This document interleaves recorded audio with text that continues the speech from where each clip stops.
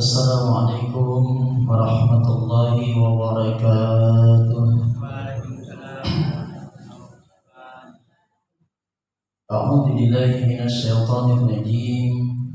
Bismillahirrahmanirrahim. Alhamdulillahirabbil alamin. Wassalatu wassalamu ala asyrafil anbiya'i wal mursalin. Sayyidina wa nabiyyina wa maulana Muhammadin wa ala alihi wa ashabihi ajma'in. Qalu subhanaka la ilma lana illa ma 'allamtana innaka antal alimul hakim. Wa la hawla wa la quwwata illa billahil aliyyil azim. Amma ba'd. Bapak-bapak, ibu-ibu, hadirin wal hadirat jamaah Masjid Al-Huda yang sama-sama mengharap ridha Allah Subhanahu wa taala. Alhamdulillah, pertama sekali kita panjatkan puji syukur kehadirat Allah Subhanahu wa taala atas limpahan rahmat, taufik, hidayah dan inayahnya kita kembali bisa berkumpul di ruangan Masjid Al-Huda sama-sama telah melaksanakan sholat maghrib berjamaah, dan kita lanjutkan insyaallah sedikit ta'lim pembacaan kitab. Kitab yang kita baca hari ini judulnya kitab Kayu Baik-Baik. Salawat dan salam senantiasa pula kita haturkan kehadiran junjungan kita baginda Nabi besar Muhammad sallallahu alaihi wasallam, keluarga, sahabat serta kepada seluruh pengikut beliau ila yaumil qiyamah. Bil khusus kita semua yang hadir di majelis ini, di masjid ini, dan keluarga kita dimanapun berada. Assalamualaikum ya sayyidi ya Rasulullah, khud biyadi khalatil lati adribni ya Rasulullah, adribna ya Rasulullah. Hadirin wal hadirat jemaah yang sama-sama dirahmati Allah Subhanahu wa taala. Kita hari ini membaca kitab Kayu Baik-Baik. Adapun kitab Kayu Baik-Baik ini sudah kami baca ada sekitar 1 bulanan. Nah, jadi kita melanjutkan jadi kalau mau ulang pembahasannya terbulik yang sudah pernah belajar mungkin akan merasa jenuh atau ulang-ulang. Tapi kita lanjutkan aja, tapi nanti ada pembahasan-pembahasan yang berkaitan dengan yang sudah lewat itu. Okay. Baik jemaah sekalian yang sama-sama dirahmati Allah Subhanahu wa taala. Kitab Kayu Baik-Baik ini isi kitabnya terdiri dari ilmu tauhid. Ilmu tauhid yang akan membawa kita, kalau kita mau belajar ilmu tauhid, akan membawa kita sampai kepada hakikat namanya. Mustahil seseorang itu bisa berbicara hakikat, menjalani hakikat kalau tidak terlebih dahulu bertauhid kepada Allah. Maka syaratnya supaya dapat memegang hakikat itu lewat jalan la ilaha illallah, maka bertauhid kepada Allah. Bertauhid kepada Allah mutlak. Kalau kada belajar ilmu tauhid, niscaya tidak sampai kepada hakikat. Dan kalau kada bisa sampai ke hakikat, kada bisa sampai ma'rifat. Maka ma'rifat ini perlu. Ma'rifat ini perlu. Kenapa? Karena ahli hikmah berkata, apa kata ahli hikmah? Awaludin ma'rifatullah. Bermula apabila kita beragama itu harus ma'rifat dulu. Apa itu ma'rifat? Mengenal kepada siapa? Kepada Allah. Kalau kita tidak mengenal kepada Allah, maka apa yang kita lakukan itu dikhawatirkan. Pekerjaan kita dalam hal kehidupan sehari-hari kah, ibadah kita kah, dikhawatirkan, bahkan bisa terdampak yang disebut namanya nanti kemarin kita sampaikan dalam hal keadaan pengakuan diri. Arti pengakuan diri itu kayak apa? Merasa diri yang beribadah, merasa diri yang berikhtiar, berusaha, sehingga hasil dari ikhtiar dan usaha itu merasa haknya sendiri. Lupa bahwasanya di dalam ikhtiar itu ada bantuan Allah, pertolongan Allah. Itu tahunya di mana? Ketika orang belajar tauhid, maka sampai duduk di makamnya hakikat baru bisa tahu. kalau kada belajar tauhid kada bisa duduk di makam hakikat, maka setiap pekerjaan yang kita itu lalu tak akui dengan daya upaya kita. Maka kita sudah berkata, la haula wala quwata illa billahil aliyil azim. Ya Allah, ulun ini kada ada daya, kada ada upaya kecuali izin pian. Tapi dalam hal kehidupan pemahamannya ternyata kada dilaksanakan. Ini yang keliru. Apabila kita kada belajar tauhid, kada sampai duduk di makam hakikat. Maka perkataan para ulama yang kemarin kita bahas, apabila kita tidak menyertai pekerjaan syariat kita itu dengan hakikat, maka atilah itu artinya hampa. Mari kita bahaslah sedikit, kita ulangi sedikit lah. Asyariatu bila hakikatin atilah, wa haqiqatin bila syariati batilah. Ketika kita mengerjakan pekerjaan ibadah itu syariat namanya. Syariat namanya ibadah yang kita lakukan itu, maka tidak disertai dengan hakikat, maka atilah hampa kosong. Kata orang-orang tua dulu kita itu, apabila kita bertanam benih lalu kita panen benih itu, nah di dalam panen itu ada yang berisi berasnya, benih tadi itu ada yang tidak berisi, lalu dikindai namanya di atas tempat yang tinggi itulah, dijatuhkan lalu ditiup angin, maka yang berisi gugur di bawah, yang kada berisi jauh. Artinya yang kosong itu kada dipakai jauh. Nah, dikhawatirkan ibadah yang kita lakukan itu hampa, maka tidak dinilai di sisi Allah laksana benih tadi yang tidak bermanfaat. Mudah-mudahan dengan berkat kita bermajelis sedikit demi sedikit kita paham tentang tauhid, lalu bisa mendudukkan diri kita dalam hal makam hakikat namanya. Kenapa perlu hakikat itu selain kita bersyariat? Kemarin kita mengaji fikih itu syariat lah. Hari ini kita mengaji tauhid berarti hakikat tuh. Kenapa diperlukan? Karena yang namanya kita manusia ini ada dua. Ada manusia itu sifatnya zahir yang kelihatan, ada sifatnya yang kada kelihatan batin atau ruh. Syariat ilmu fikih itu mengatur hal keadaan zahir kita ini. Memperbaiki hal dari ibadah kita dalam ibadah yang zahir, yang nampak kelihatan, sholat kelihatan, puasa kelihatan, berhaji kelihatan, itu fikih mengaturnya. Dan fikih pun ada batas-batasannya, kita belajar fikih. Kalau kita ini mohon maaf nih rezeki itu di bawah aja nih, rata-rata di bawah, kada ada gambaran, hendak bisa berangkat haji kada ada gambaran, maka kewajiban kita belajar fikih itu kada perlu, belajar fikih haji kada perlu. Karena dalam perjalanannya kita ekonomi di bawah misalnya, yang perlu apa? Fikih ibadah, sholat, fikih puasa, gitu. Yang kita yang wajib bagi kita. Tapi kalau belajar tauhid itu tidak ada batasan. Wajib bagi setiap individu itu belajar ilmu tauhid. Kalau kada belajar tauhid tidak bisa mendudukkan dirinya pada makam hakikat, niscaya segala amal ibadahnya itu dikhawatirkan kosong dan bahkan ditolak oleh Allah. Nauzubillah. Mudah-mudahan kita diberikan pemahaman nanti. Nah, ilmu tauhid yang bisa mendudukkan kita di dalam hakikat itu adalah mendidik, melatih batin kita atau rohani kita.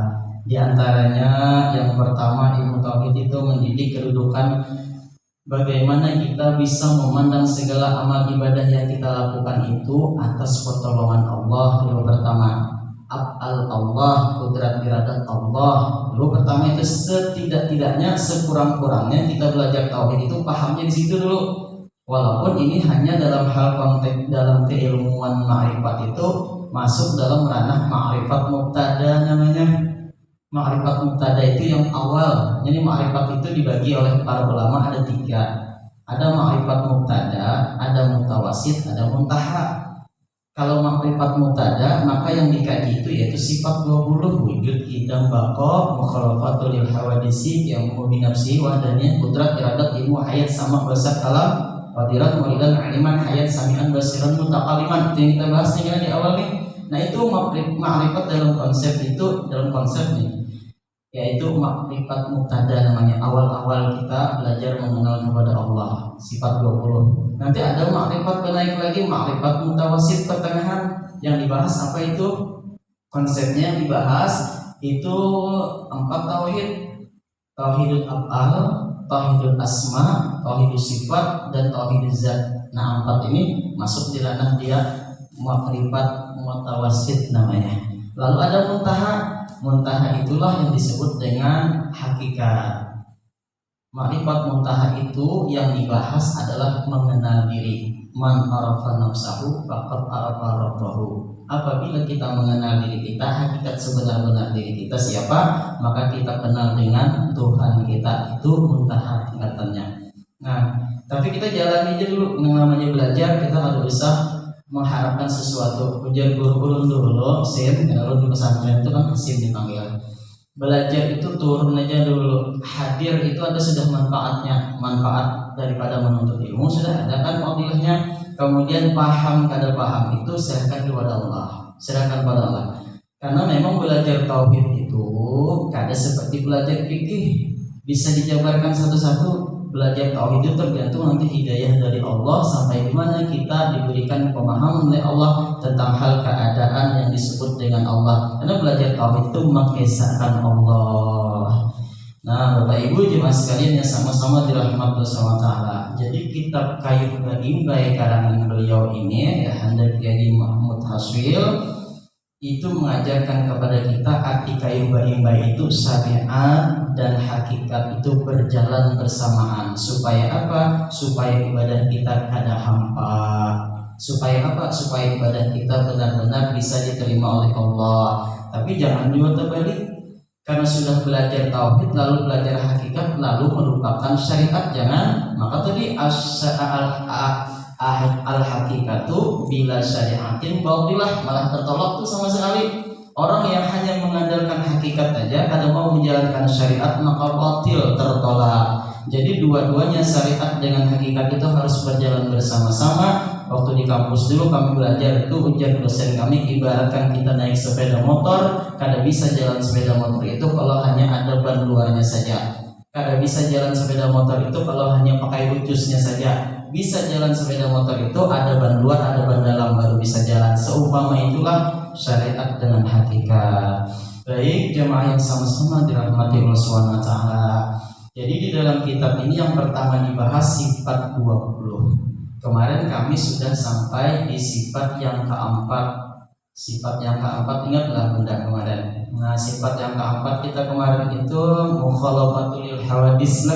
Allah itu berbeda dengan makhluknya. Nah, Allah itu kada sama dengan makhluk. Nah, ini sifat 20 kan dari wujud, qidam, baqa, mukhalafatul lil hawadis. Hari ini pembahasannya qiyamuhu bi nafsihi insyaallah.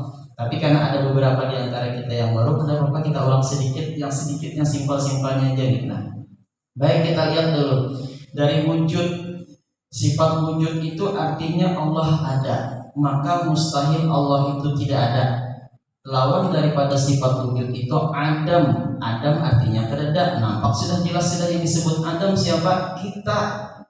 Adam itu adalah kita ya Adam. Nah makanya datul nenek moyang kita disebut Adam nama sidin karena tidak ada.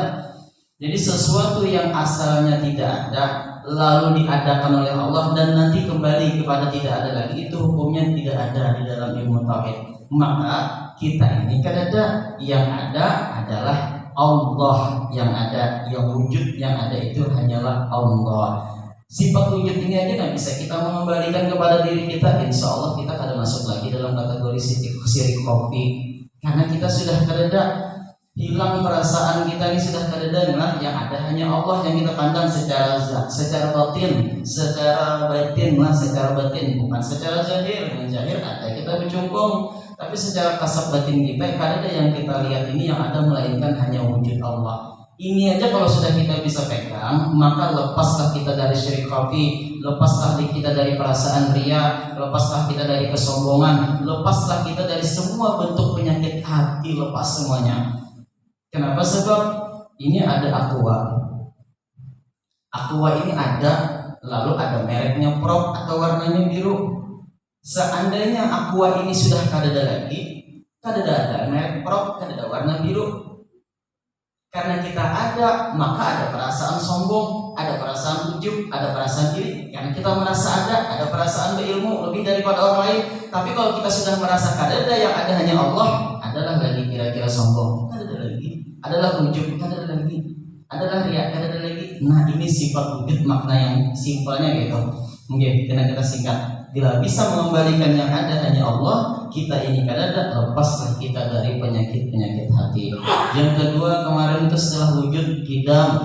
Kidam itu artinya terdahulu. Mustahil Allah itu baharu. Bahar itu artinya muhadas, artinya baru dibikin, gitu kan? Baru. Jadi yang namanya Allah itu terdahulunya tanpa didahului sesuatu apapun. Itu jangan dipikirkan. Kalau kita pikirkan, apalah kita lah kalau pikirkan itu, maka sesuatu yang ada itu ada yang mengadakan. Lalu Allah itu terdahulu adanya, siapa yang mengadakan? Jangan dipikirkan, jangan memikirkan itu. Ujar para ulama dan guru-guru kita, apapun yang terlintas di dalam hati engkau dan pikiran engkau itu tentang hal keadaan Allah itu hilangkan. Maha suci Allah dari sesuatu yang terlintas di pikiran, di hati itu maha suci Allah. Maha suci Allah dari itu. Pokoknya itu batas sampai kita untuk memikirkan Allah itu sudah jangan dipikirkan lagi kalau kalian bisa. Yang ini yang kadang-kadang anak-anak muda sekarang ini ada yang belajar lewat YouTube, buka HP, buka laptop. Ulun 2 kali mendatangi di rumah sakit Dori Sopanus itu beikat kiri, nah lawan kain putih diikat, bang lawan karban diikat, batis diikat, tangan diikat. Kenapa belum takuni? Kenapa bisa kayak ini? Gara-gara belajar ilmu tauhid lewat HP, lewat YouTube. Yang dizikirkannya apa? Al-Haqqah. Itu aja akhirnya kemasukan jinnya jin Islam.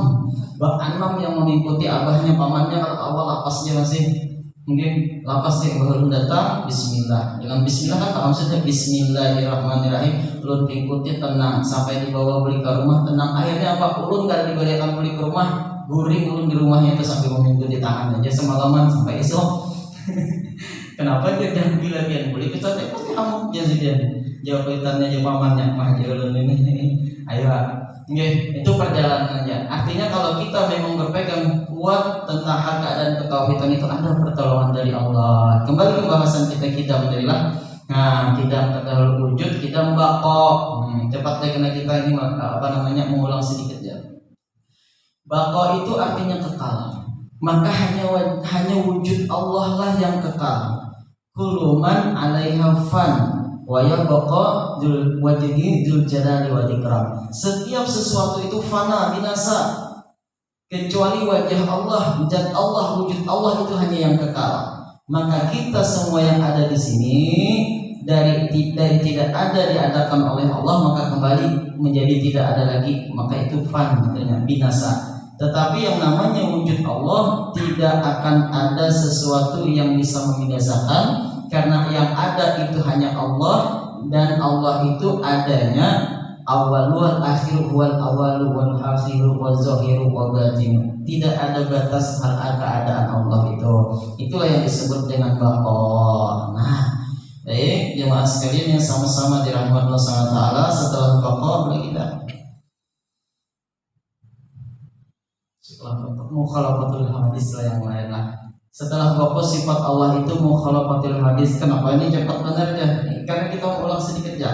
Karena ini sudah lewat semalam. Kenapa? Tapi itu ya walaupun cepat ya orang bahaya itu disebut itu namanya kalau di dalam keambangan itu kan baru keambangan lagi pati kamarnya. Baik, sekarang mukhalafatul hawadis sifat Allah yang keempatnya. Sifat Allah yang keempat itu mukhalafatul hawadis. Allah itu berbeda dengan makhluknya. Nah ini tadi jangan sampai terlintas di pikiran kita, di hati kita menyerupakan Allah dengan hal sesuatu apapun, karena Allah itu kadada yang sama, berbeda. Laisa kamislihi syai'un, tidak ada seumpama apapun dengan Allah. Allah berbeda menurut ahli-ahli tauhid dari 3 hal. Yang pertama, Allah berbeda itu li zati, wujudnya atau zatnya Allah itu berbeda dengan makhluk. Karena bisa disamakan, karena zatnya Allah laisa kamislihi syai'un, tidak bisa diumpamakan. Walaupun barangkali, mohon maaf, di dalam ayat-ayat Al-Qur'an itu barangkali ada ayat-ayat yang menyatakan yadullah, tangannya Allah, wajhullah, wajahnya Allah, apalagi Ar-Rahmanu 'alal arsyil tawa, Allah itu bersemayam di atas singgasana, di atas arsy. Itu seumpamanya kayaknya mirip-mirip dengan kita lah, ada tangan, ada wajah, ada duduk Allah Ta'ala. Jangan dipikirkan wajahnya Allah itu sama dengan wajah kita. Jangan dipikirkan tangannya Allah itu sama dengan tangan kita. Jangan dipikirkan Allah itu lalu bertengger, bersandar, duduk di atas singgasana arsy seperti kita duduk di atas kursi. Jangan. Apabila ada terlintas di dalam pikiran hati kita seperti itu, maka itu salah. Jangan ada. Pokoknya itu salah, tinggalkan. Karena batas untuk memahami hal keadaan Allah itu tidak bisa disamakan seumpama apapun zatnya Allah. Nah, itu yang disebut dengan mukhalafatul hawadisi kemarin. Sekarang kita yang santai, sifat yang kelima. Kita masuk sifat yang kelima. Sifat yang kelima adalah qiyamuhu ta'ala binafsihi atau qiyamuhu binafsihi sana. Sifat yang kelima daripada Tuhan Allah Subhanahu wa taala itu adalah qiyamuhu ta'ala binafsihi. Wa huwa Allah ta'ala la yaftaqiru ila mahalli wala mukhassis. Artinya bahwa Allah Subhanahu wa taala itu berdiri dengan sendirinya. Ada sendirinya, tidak ada yang menjadikan Allah Subhanahu wa taala itu, tidak ada. Tidak ada Allah Subhanahu wa taala itu bergantung kepada selain Allah taala sendiri. Artinya Allah kada bergantung kepada makhluknya. Maha suci Allah dari yang demikian. Jikalau Allah Subhanahu wa taala ada yang menjadikan atau ada tempat bergantung Allah itu, yang demikian itu mustahil bagi Allah Subhanahu wa taala. Jadi Allah itu qiyamuhu binafsihi artinya berdiri dengan sendirinya. Allah tidak tergantung dengan ruang dan waktu. Allah tidak tergantung dengan tempat. Allah tidak tergantung kepada semua ciptaannya. Kada tergantung dengan makhluknya kita ini. Kada tergantung. Pokoknya Allah ada dengan sendirinya, berdiri dengan sendirinya, dengan keesaannya, berdiri dengan sendirinya. Kalau seperti itu, kalau Allah tidak bergantung dengan sesuatu apapun, lalu kenapa Allah memerlukan malaikat-malaikat untuk membantunya? Kalau ada pertanyaan di benak kita loh, atau di benak pemimpinan ada pertanyaan gitu. Kalau hal keadaan Allah Subhanahu wa taala itu tidak bergantung kepada setiap apapun yang ada di muka bumi ini, baik ruang dan waktu, baik tempat, baik makhluk ciptaannya, kenapa Allah masih memerlukan malaikat, khususnya malaikat yang kita kenal 10 dari Jibril, Mikail, Israfil, Izrail, Munkar, Nakir, Rakib, Atid, Malik, Ridwan, yang mereka melaksanakan tugas seolah-olah kalau kita pikir mereka itu membantu Allah, tapi ternyata dalam paham aqaidul iman, ketauhidan, mereka tidak membantu Allah, tidak. Karena mereka itu sama makhluk seperti kita juga, maka yang berlaku kepada mereka itu adalah menjalankan perintah Allah. Ajar guru-guru kita menjalankan perintah Allah. Malaikat Jibril diperintah Allah untuk mengantarkan wahyu kepada Rasul Muhammad SAW, menjalankan perintah Allah, bukan membantu Allah. Kalau diartikan membantu Allah, berarti Allah perlu bantuan daripada malaikat. Ini salah. Nah, tingkat kita jangan seperti itu. Jadi malaikat yang 10 itu tugasnya mulai mengantarkan wahyu, membagi rezeki, menanya di dalam kubur, menyiksa di dalam kubur, membagi rezeki, menurunkan hujan, lagi menjaga surga, menjaga neraka. Itu bukan membantu Allah, kada. Tapi mereka sama seperti kita menjalankan perintah Allah. Itu yang benar tingkat di batin kita. Sama juga hal keadaan kita. Kalau Allah kada bergantung dengan makhluknya, kenapa kita disuruh beribadah menyembah saja? Seolah-olah Allah itu perlu penyembahan dari kita. Jangan. Kita menyembah kepada Allah ini, kita yang perlu dengan Allah, bukan Allah perlu dengan ibadah kita. Jadi kita ini sebagai hamba, kalau kita sudah kenal sebagai hamba, maka hamba itu akan selalu taat kepada majikannya. Ketika Allah perintahkan ibadah, maka wajiblah bagi kita beribadah. Bukan Allah memerlukan ibadah kita, tapi kita yang perlu akan keridhaan Allah dengan ibadah kita. Walaupun memang kalau belajar tentang hal keadaan keridhaan Allah itu tidak memerlukan ibadah yang kita lakukan. Kalau Allah hendak ridho, ridho aja. Tapi tidak ada juga keridhaan Allah kalau kita akan beribadah, gitu. Yang kita harapkan hidup ini kan keridhaan Allah. Kalau Allah ridho, lancar urusan, masuk ke dalam rahmat Allah, surga balasannya. Nah, masalah perkara ridho inilah yang kita inginkan, maka kita berusaha menggapai ridho Allah itu dengan ikhtiar usaha kita, yaitu ibadah. dan kita paham juga usaha ikhtiar kita beribadah itu ditolongi Allah juga. Jangan lepas dari itu. Kalau merasa kita berusaha berikhtiar beribadah, salah lagi, hati-hati ulik akan pulang. Oh, pertolongan pian dia Allah ulun berusaha berikhtiar, pertolongan pian juga ulun bisa beribadah, kembali akan lagi. Maka ibadah yang kita lakukan sekali lagi bukan Allah berhajat dengan kita, tapi kita yang berhajat kepada Allah. Seluruh penduduk bumi, khususnya kita umat Islam ini, kada mau beribadah kepada Allah. Allah kada rugi, kada mengurangi sidin sebagai Tuhan itu ada, dan sidin pun kada untung. Nah, apabila semua masyarakat atau semua hamba Allah ini, khususnya umat Islam ini beribadah kepada Allah, memuji kepada Allah, Allah pun kada untung, yang untung kita. Jadi bahasanya gitu.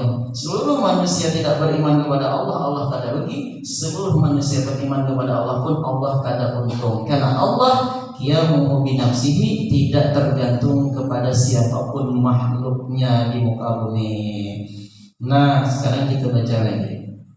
Jadi setiap hal keadaan belajar ilmu tauhid, memahami hal keadaan sifat-sifat Allah itu didasari dua dalil. Yang pertama dalil naqli namanya, yaitu dalil yang tertulis di dalam Al-Qur'an kah atau hadis Rasul. Yang kedua baru dalil akli atau akal pikiran kita yang memikirkan tentang hal keadaan Allah. Nah, di sini pun pengarang kitab beliau menuliskan ada dalil-dalilnya. Supaya apa? Supaya menjadi keyakinan bagi kita bahwa yang kita pelajari itu ada dasarnya. Yang pertama kata Sidin di sini ada dalil akli dulu, biar Sidin sampaikan. Dalil aklinya bahwasanya Allah Subhanahu wa taala itu bersifat qiyamuhu bi nafsihi adalah annahu law ihtaja ila mahallin ay ila dzatin yaqumu biha lakana sifatan wa kaunuhu sifatan muhalan. Artinya, jikalau Allah Subhanahu wa taala itu berhajat kepada yang menjadikan atau makhluk ini, maka adalah diri Allah Subhanahu wa taala itu sifat. Dan jikalau diri zat Allah itu adalah sifat, maka yang demikian itu mustahil. Setiap sesuatu yang memerlukan hajat dengan yang lainnya itu hanya sebatas sifat namanya. Sementara Allah itu bukan sifat. Allah itu wujudul haq, zat wajibal wujud yang benar-benar ada dalam konsep tauhid. Nah, kita berbicaranya dalam konsep tauhid dulu nih, hakikat karena di belakang. Jadi mustahil Allah itu memerlukan hajat dengan sesuatu yang menjadi ciptaan Sidin. Mustahil sesuatu yang menciptakan lalu berhajat memerlukan pertolongan atau bantuan kepada yang diciptakan, itu mustahil. Dalil akalnya. Yang kedua dalil akal. Wala wihtaja ila mukhassisin lakana hadisan. Jikalau Allah itu berhajat kepada yang mengadakan dirinya, maka Allah Subhanahu wa taala itu baru sama dengan kita. Maka yang demikian juga mustahil bagi Allah. Idil qadimu la yahtaju lahu, karena Tuhan yang qadim tidak berhajat kepada yang menjadikan, dan juga tidak berhajat kepada yang mengadakan dirinya. Dan yang berhajat kepada Allah itu adalah kita yang diciptakannya. Ini dalil akalnya. Nah, itu adalah mustahil sesuatu yang diciptakan itu, sesuatu yang menciptakan itu mustahil memerlukan bantuan yang diciptakan tadi. Ini dalil akalnya. Lalu kita lihat dalil yang ketiga, yaitu dalil daripada nukilan ayat-ayat Al-Qur'an atau dalil naqli namanya. Firman Allah Subhanahu wa taala, ya ayyuhan nas antumul fuqara'u ilallahi wallahu wa huwal ghaniyyul hamid. Surah Al-Fatir ayat 15. Artinya, hai manusia, kamu yang berhajat kepada Allah Subhanahu wa ta'ala, dan Allah Tuhan yang kaya, tidak berhajat Tuhan kepada siapapun makhluknya. Itu yang pertama. Yang kedua, dalilnya surah Al-Ikhlas, Allahus Samad. Allah tempat bergantung. Allah adalah tempat bergantung kita. Iftiqaru kulli ma siwahu ilaihi azza wa jalla. Allah adalah tempat berhajat atau tempat bergantung. Berhajatlah kita sesuatu ini kepada selain Allah kepadanya. Wala syakka anna kullama siwahu ta'ala somidun lahu, dan tidak diragukan lagi bahwa tiap-tiap sesuatu selain Allah Subhanahu wa taala pasti berhajat kepadanya. Dan dengan apa berhajatnya kita? Yaitu dengan berdoa kepada Allah. Baik Bapak Ibu jemaah sekalian yang sama-sama dirahmati oleh Allah Subhanahu wa taala.